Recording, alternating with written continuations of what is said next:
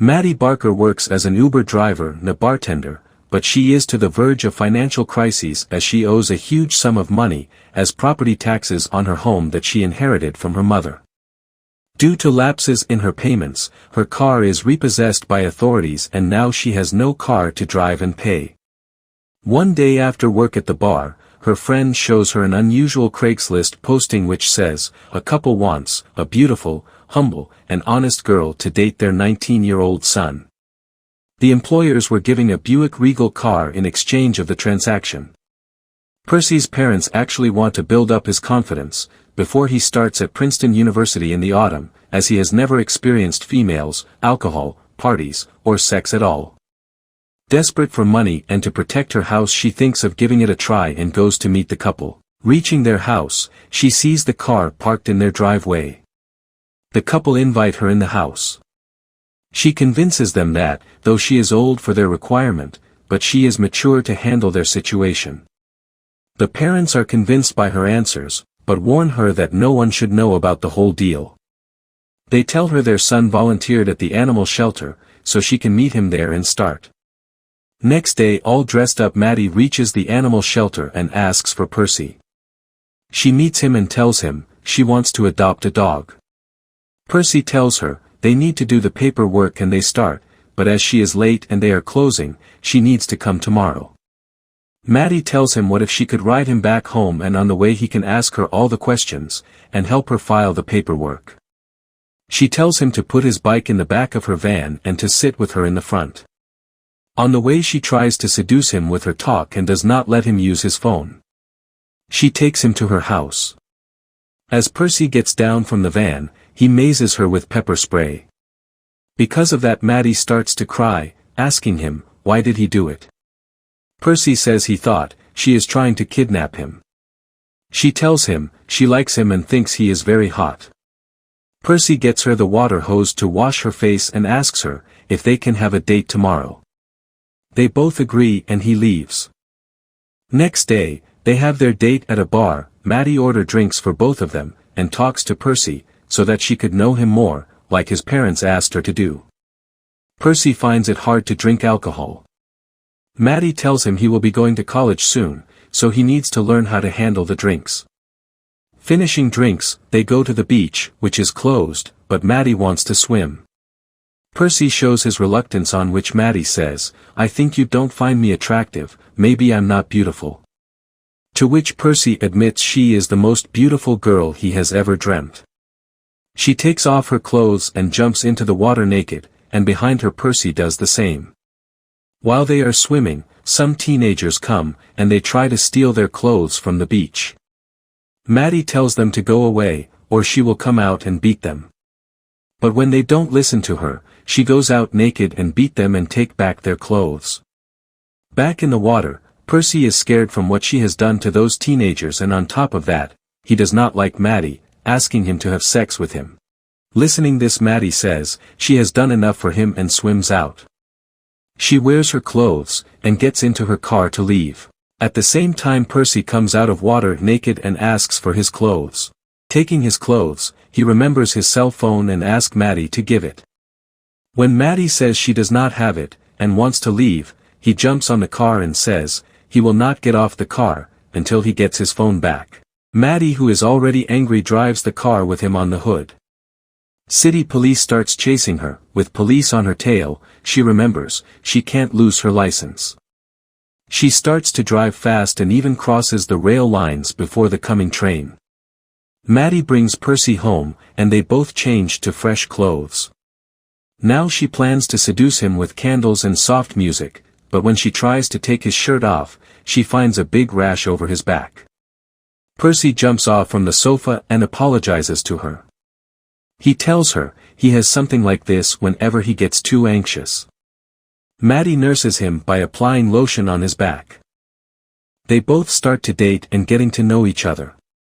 One day Maddie tells him about his father, who left them and stays in the city, and how she wrote to him but he always returns her letter back.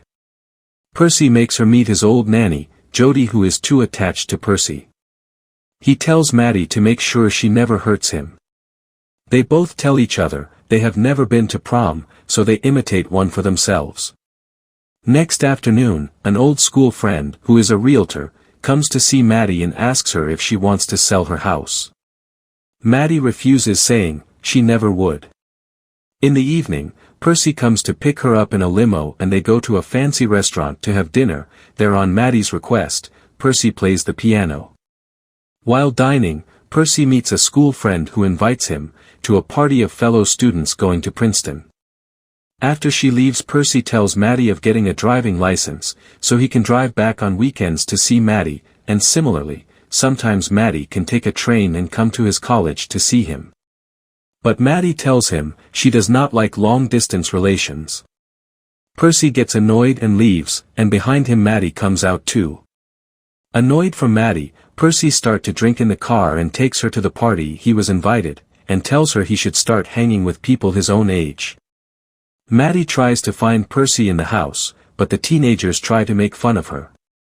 She gets to know he is upstairs with a girl, so she breaks the door down and sees him in bed with the same girl from the restaurant.